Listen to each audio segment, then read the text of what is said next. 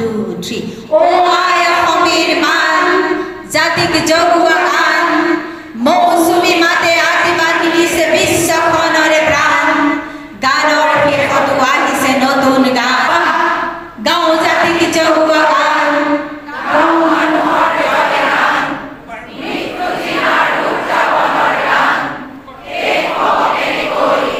এই অমৃত গান গানৰ দেহতে বজিছে নতুন গান গানৰ দেহতে বজিছে নতুন গান গানৰ এইখিনিতে আমাৰ এটা কথা আছে সেইখিনিকে আমি চাব বিচাৰিছো মানে এতিয়া কোন ক'ত আছোৱা 1 2 3